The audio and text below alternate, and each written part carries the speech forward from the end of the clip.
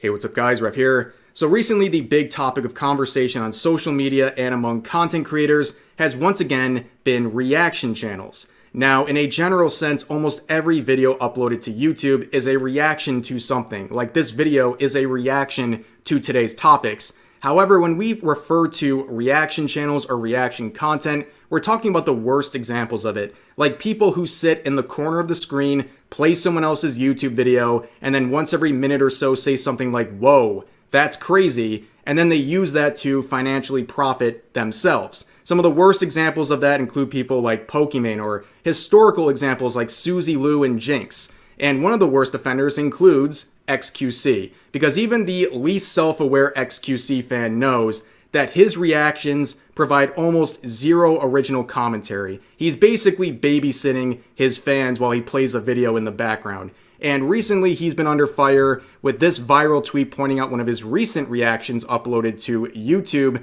that covered a video about the Kennedy assassination. Now his reaction, quite predictably, provided virtually no original commentary. In fact, at one point he got up and left the room for 5 minutes while the video continued playing. Now this video he reacted to took months and months of preparation and research. That's why people are having a bit of a problem with this, where the original creator is losing out on views because people like XQC reacted to it and then re-uploaded that reaction to YouTube, which cannibalized a lot of the views that this video would have naturally have gotten. Okay, a lot of people are calling this out. And since we're on the topic of XQC, I can share my own personal history of being reacted to by XQC. A few months ago, he reacted to this video that I uploaded about a year ago. Okay, I never had the chance to talk about this, so today I'm going to share what happened with this. So on stream, he reacted to this video, and to keep the XQC fans with their short attention span happy, I'll try to do this quickly. So in this video, I added a commentary about a video that was going around. It featured a confrontation between two attendees of a convention.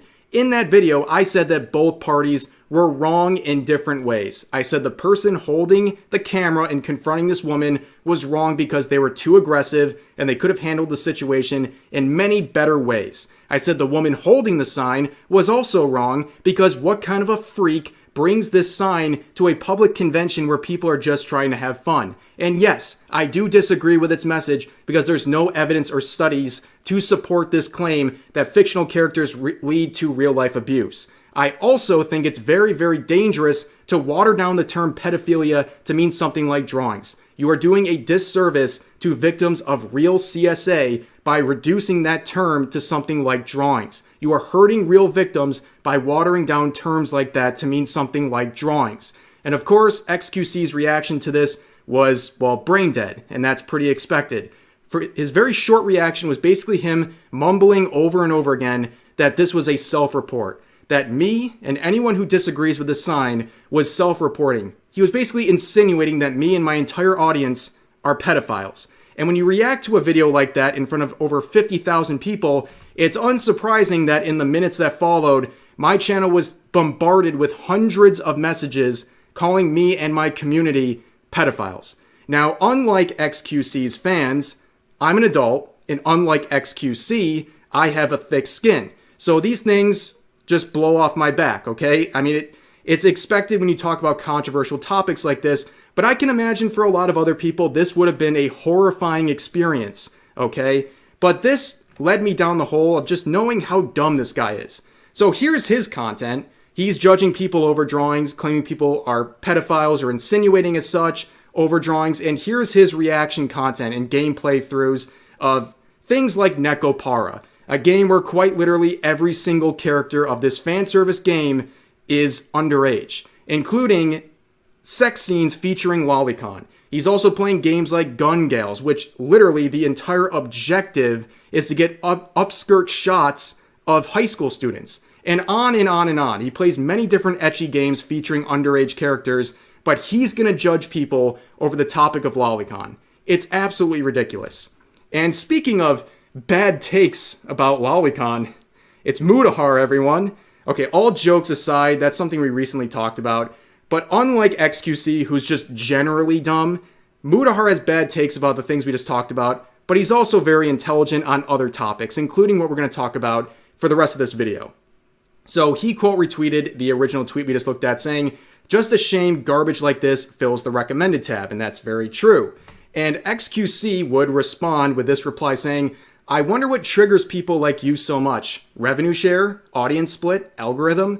I've heard this complaint a million times, and most public figures try to attack it from multiple angles just to fall flat on their face. I'm watching a vid I like to my people. That's it." Well, in this case, clearly you didn't like the video very much if you got up and left for 5 minutes and let the video keep playing. Have you guys ever watched a single video that you like and were able to just get up and let it keep playing as you go to the bathroom for 5 minutes? No, you would pause it. Very clearly, this is the usual XQC content where he's babysitting his viewers with a video in the background playing so he doesn't have to add anything. It's nothing new, and he's trying to act like there's some sort of a justification for this, and also he's bringing up things like implying that this is helping with revenue shares, which, by the way, the only way they would get a revenue share is if the original poster of the video copyright claims, and that shouldn't be their responsibility, and it's not always possible for content creators to do that in the first place. And I don't think it's a bold statement to say that when you react to a video on stream in front of, let's say, 50,000 people, pretty much nobody from that audience is going to go out on their own and rewatch that video. I get some of the people might not have ever watched the video, so XQC's reaction was their only chance.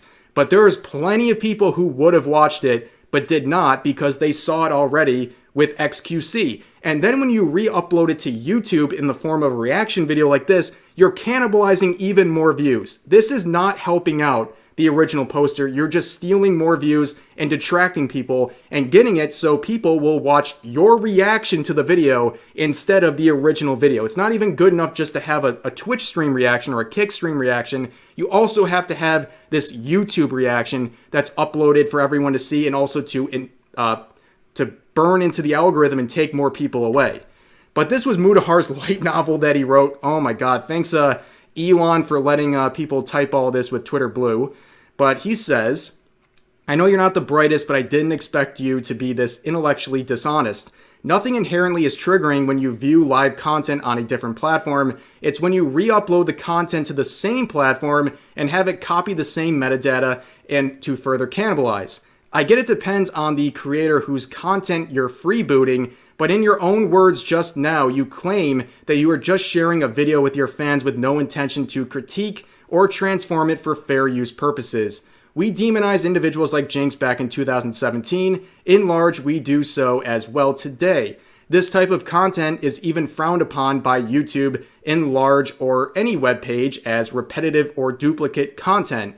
YouTube will often change its algorithm to fight algorithm abusive content like this. I know you've watched the Dark Knight and anime like Hunter x Hunter. Why not re-upload those as well? You also realize claiming content isn't a task any creator can just do. It requires access to elevated content management systems only large studios and media groups have. Educate yourself."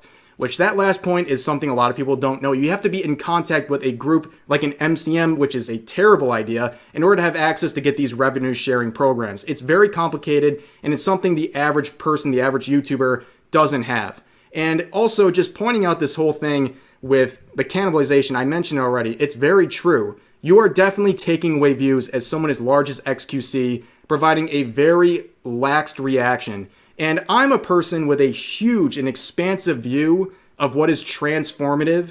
In this case, with people like XQC, when they add virtually no productive commentary on what they're watching, even I start to question if that stuff even falls under fair use. Like if it can even exist on YouTube.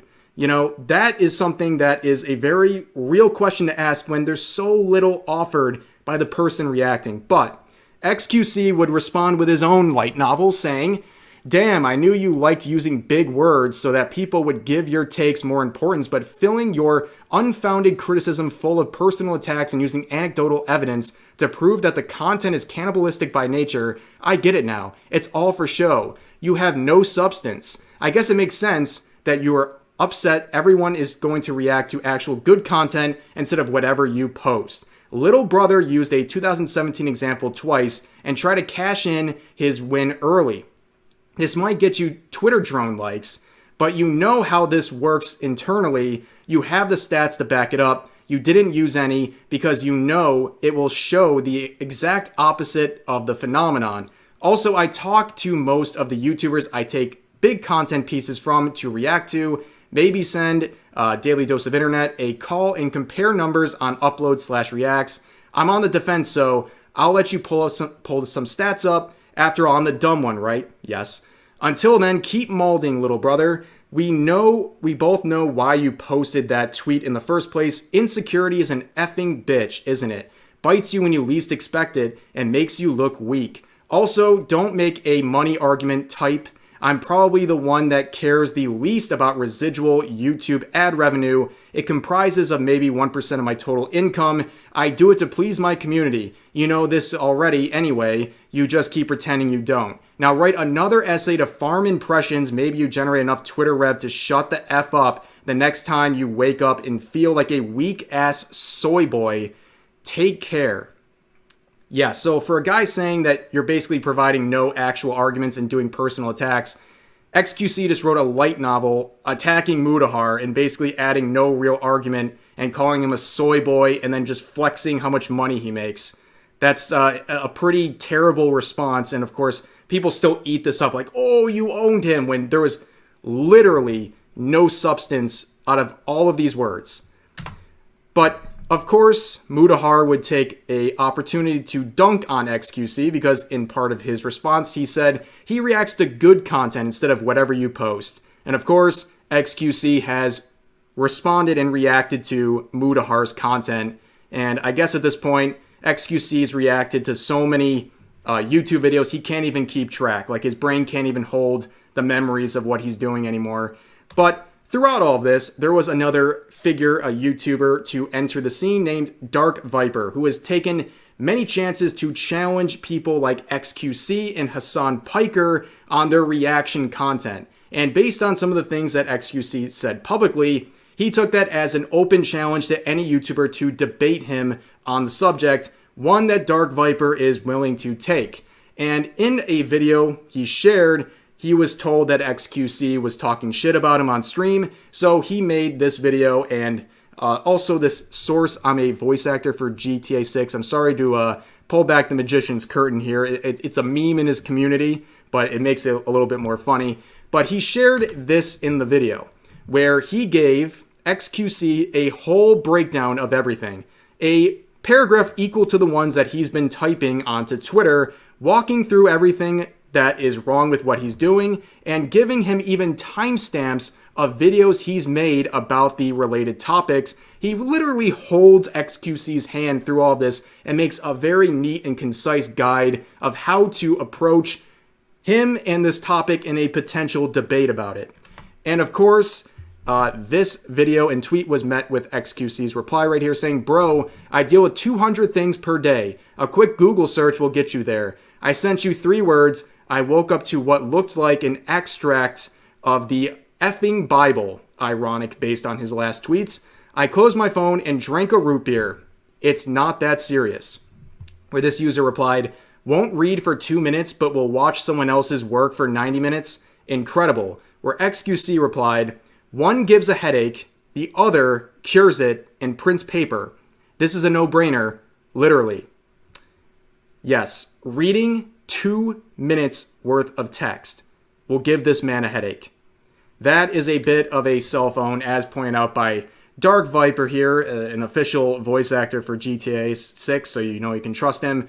But yeah, that's a pretty weird thing to say, that you don't have time for 2 minutes of reading, but you have time to react to someone else for 90 minutes for the sole purpose of apparently making money. But nonetheless, we saw some other people enter the fray here. So this person quote retweeted this article or this tweet from Dexerto saying, in quotes, "It's your job to DMCA me if you want to be paid for your work," is an insane take, referring to, of course, XQC's takes. And here's the thing. This person is an editor for Hasan Piker. Now, a lot of people in reaction to that have shared clips like this that we're going to watch showing Hasan Piker. There's a reason why we have the Hasan Piker live reaction memes, and it's because of stuff like this. Here's a reaction of some other YouTubers watching Hasan Piker react to something else. Hold on, I'm going to be back in 1 second. of 8,800 Blue Lake Road.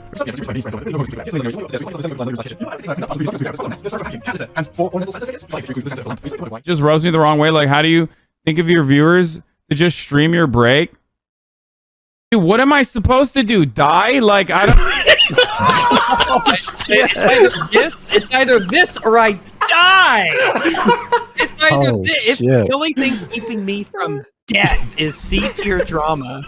There is always, in the middle of my day, when my mom isn't there to cook the chicken for me. What? Why would you say that? Yeah, as you guys can see, this reaction business is serious. It's life or death.